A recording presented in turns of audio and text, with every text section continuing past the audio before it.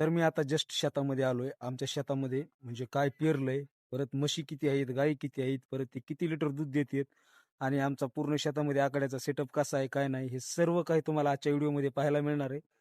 फक्त व्हिडिओ शेवटपर्यंत नक्की बघा. तर चला आपण आपल्या आजच्या ब्लॉगला स्टार्ट करूया. तर भावांनो, आता वाजलेत संध्याकाळचे 5:30 आणि मी आलोय आता जस्ट शेतामध्ये. म्हणजे घरी बोर होऊ लागलं म्हणून म्हणलं चला शेतामध्ये जाऊ. आणि दररोज शेतातून मला दूध न्यायचं असतंय, त्यामुळे येतानाच दुधाची कॅटली पण घेऊन आलो होतो.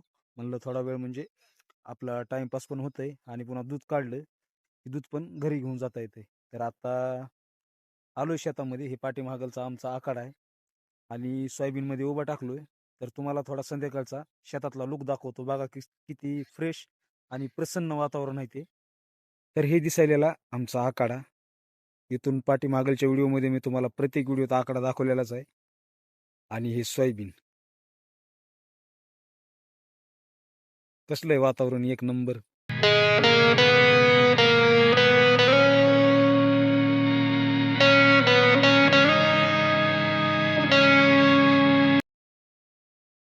तर एकदा तुम्हाला आता शेतातलं सोयाबीन दाखवतो कसं आलंय काय नाही ते. सध्या सोयाबीनची जी हाईट आहे ती माझ्या कमराला आहे. म्हणजे माझ्या कमरेला सोयाबीन लागायला लागले आणि सोयाबीनला आता फुलं आणि बारीक बारीक शेंगा पण लागायला लागल्यात. आता तुम्हाला शेंगा दाखवतो. हे बघू शकता.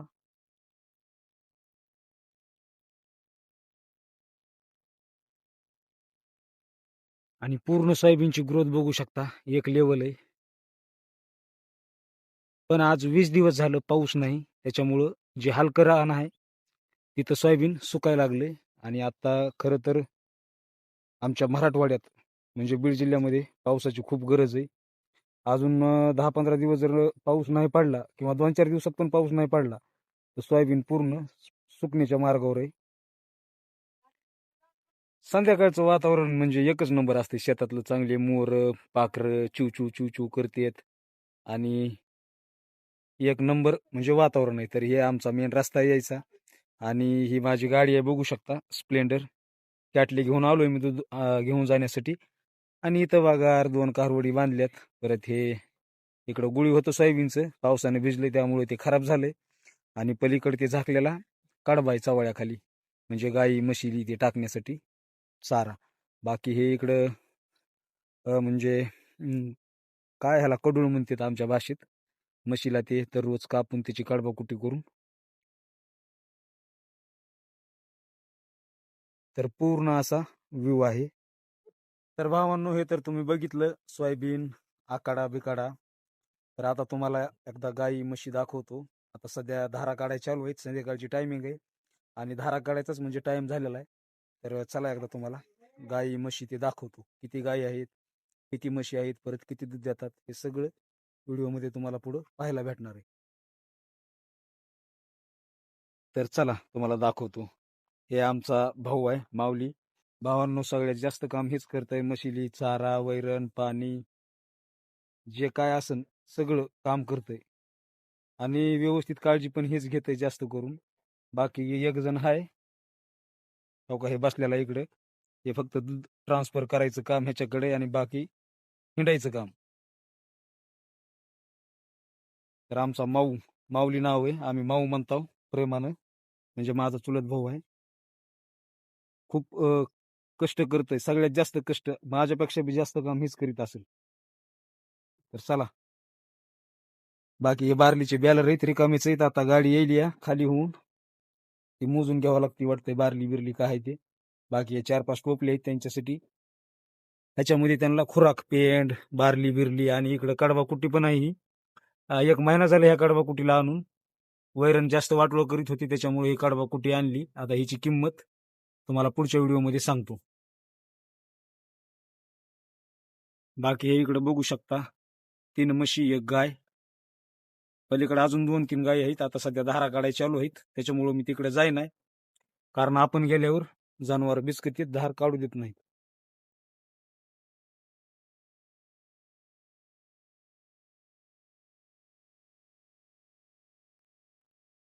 हे असा पूर्ण जनावरांचा सेटअप आहे.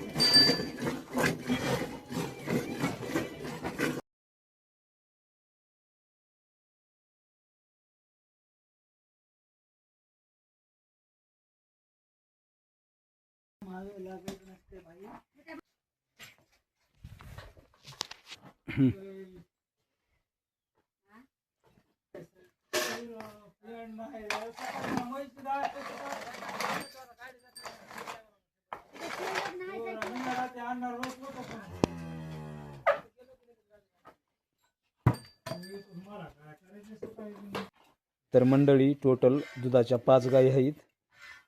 आता ह्या किती लिटर दूध देतात तेवढं काही मला माहिती नाही, पण इथे जे हे 2 कॅन्ड आहेत हे बघू शकता, हे पूर्णपणे म्हणजे फुल भरून जातात.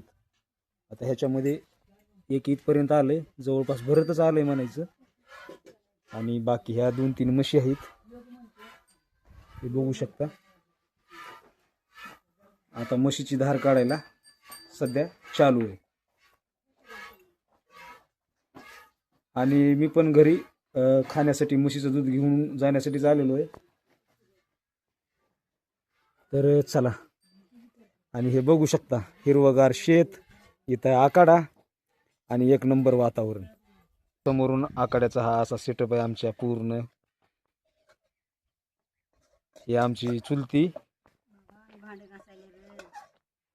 चुलती कमी, फ्रेंड जास्त आहे माझी. आणि ही आमच्या आंघोळीची नाहणी. आता ही नाहणीचं जर बांधकामाचा सेटअप बघितला तुम्ही तर 1-2 माणसं आरामामध्ये ह्याच्यात आंघोळ करू शकतात. हे शेतात असंच असतं. घरी आहे आमच्या घरी व्यवस्थित इटाची बांधलेली, नाही तर तुम्ही बघून हसताना अजून कमेंटमध्ये काय नाहणी आहे म्हणून. आणि हे 2 बॅलर इकडं बोरचं पाण्यानं भरून घेतो. आता रिकामीच आहेत. आणि आतमधला आकडा दाखवतो गरीबाचा आमचा. आता सध्या अंधार आहे सगळा, त्याच्यामुळे तुम्हाला काही व्यवस्थित दिसत नाही. ते लाईट असती तर दिसलं असतं. तर हे असं आहे.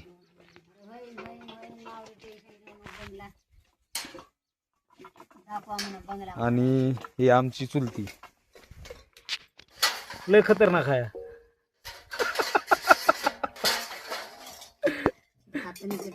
आलं की दुधाचा चहा करते माझ्यासाठी. माझे दात पडलेले तरी मी व्हिडिओ बनवायलो. तू दात दिसते तर हे दिसते म्हणायला लागली. मोठे मोठे आहेत. लय भारी आहे बरं का, आमच्या आईपेक्षा पण भारी आहे मंडळी.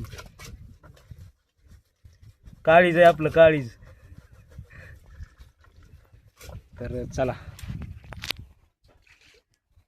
चला आता धारा बिरा काढल्यात, दूध बिदू घ्यायचं आणि सरळ लागायचं रस्त्याला.